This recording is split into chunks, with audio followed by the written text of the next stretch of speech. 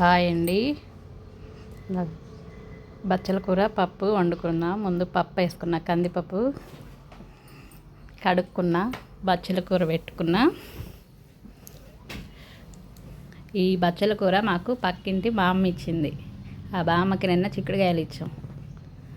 పక్కన వాళ్ళు ఇచ్చి పుచ్చుకుంటూ ఉండాలి కదా అప్పుడప్పుడు. టమాటా, ఉల్లిపాయ, పచ్చిమిరపకాయలు వేసుకొని, ఎసురు పోసుకొని, పసుపు వేసుకోవాలి.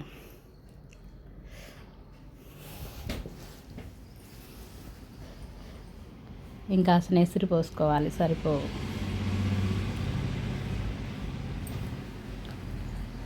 వేసుకొని మూత పెట్టేసుకొని 5 విజిల్స్ రానివ్వాలి.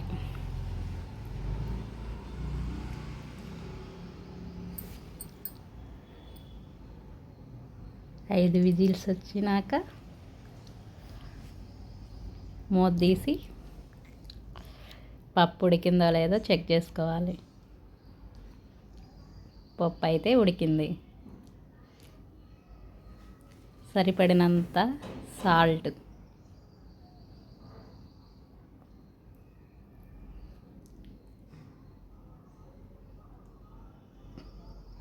కారం 2 స్పూన్లు, ఎందుకంటే అది సంబార్ కారం, మంట ఉండదు.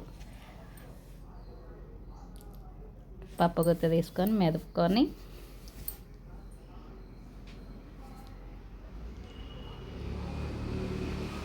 ఇప్పుడు కోపు వేసుకోవాలి. మెతుకున్నాం కదా,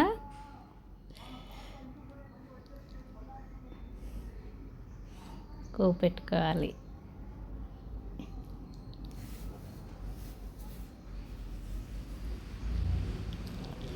అది నేను మీషోలో తీసుకున్నానండి గిన్నె. అచ్చంగా కోపు వేసుకోవడానికే పనికొచ్చింది. బాగుంది, మందంగా.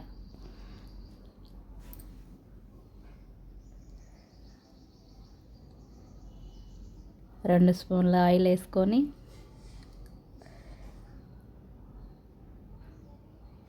హీట్ ఎక్కాక ఎండుమిరపకాయలు గిల్లుకొని వేసుకోవాలి.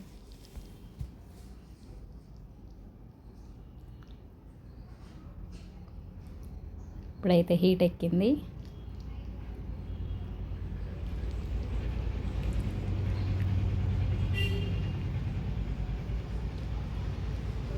తిరగమాల గింజలు, శనగపప్పు, ఆవాలు, జీలకర్ర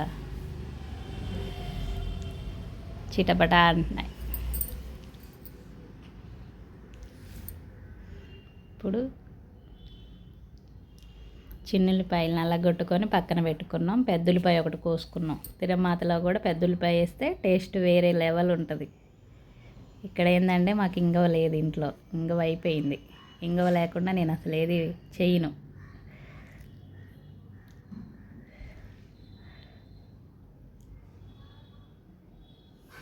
వేగుతున్నాయి కదా, ఒకసారి పసుపు కొంచెం వేసుకోవాలి. ఇందాక పప్పులో వేసుకున్నాం, ఇప్పుడు తిరమాతలో కొంచెం వేసుకుంటే సరిపోతుంది.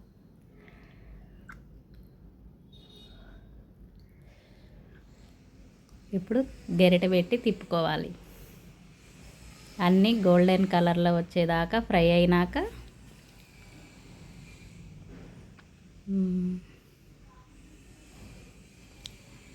కొత్తిమీర, కరివేపాకు కడుక్కొని నీళ్ళల్లో వేసుకొని పక్కన పెట్టుకున్నా.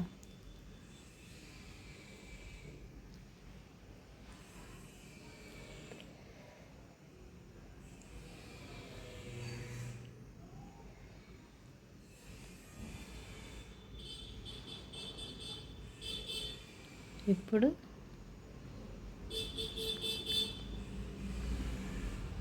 కొత్తిమీర, కరివేపాకు వేసుకోవాలి.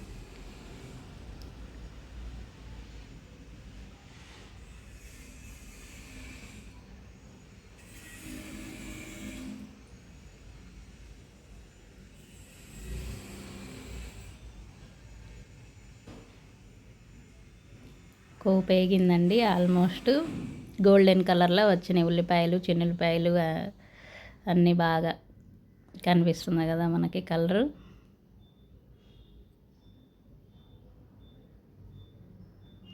ఇప్పుడు తీసి తిరమాత దానిలోకి వేసుకుని పప్పులో వేడి వేడి బచ్చల కూర పప్పు రెడీ అయిపోయింది.